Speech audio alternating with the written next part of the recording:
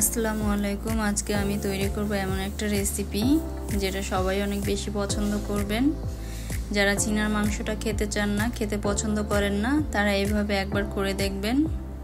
আপনারা চিনার মাংসটা অপছন্দ করবেন না, সবার অনেক ফেভারিট হয়ে যাবে এবং এটা খুবই হেলদি, কারণ এটার মধ্যে অত বেশি মশলার প্রয়োজন হয় না, তো ক্ষতিকর না, এটা স্বাস্থ্যের জন্য উপকার। তো আমি প্রথমে চিকেনের ব্রেস্টটাকে পাতলা করে কেটে নিয়েছি।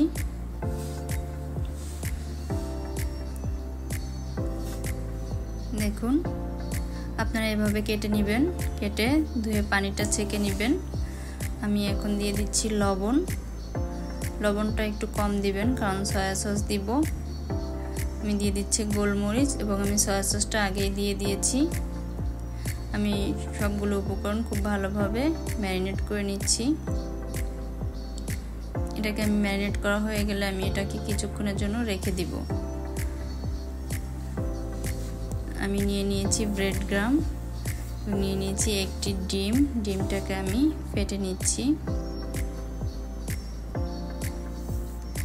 আমি এখন চিকেনগুলোকে ডিমের মধ্যে দিব, এপিট ওপিট ভালোভাবে ডিমের মধ্যে ভিজিয়ে নিব।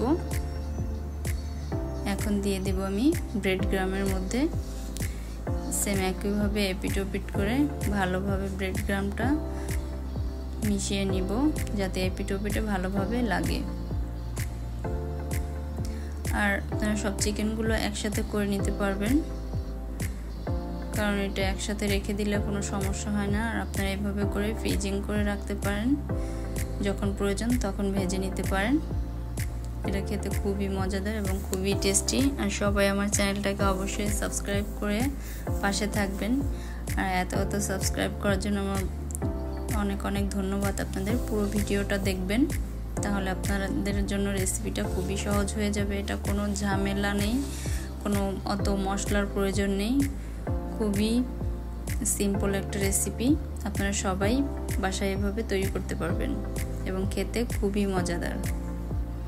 আমি সব চিকেনগুলোকে এভাবে করে নিয়েছি। চাইলে আপনারা এভাবে ফ্রিজিং করে রাখতে পারেন, অনেক দিন থাকবে। আমি এখন একটি প্যানে তেল দিয়ে দিচ্ছি। তেলটা গরম হলে আমি এটার মধ্যে দিয়ে দিব। তেলটা অত বেশি গরম হবে না, চুলার আঁচটা মিডিয়াম থাকবে। আর আস্তে আস্তে করে এটাকে ভেজে নিতে হবে।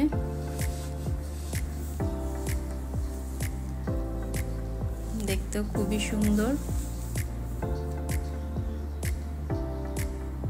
এটা ভাজতে অত বেশি তেলের প্রয়োজন হয় না, সামান্য তেল দিয়ে ভাজা যায়।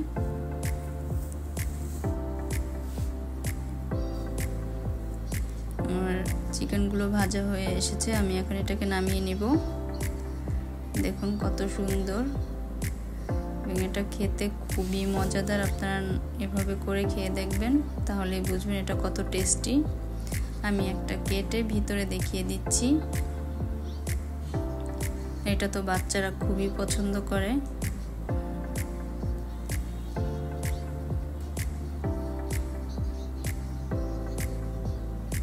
এখন ভিতরে পুরোপুরি সেদ্ধ হয়ে গেছে।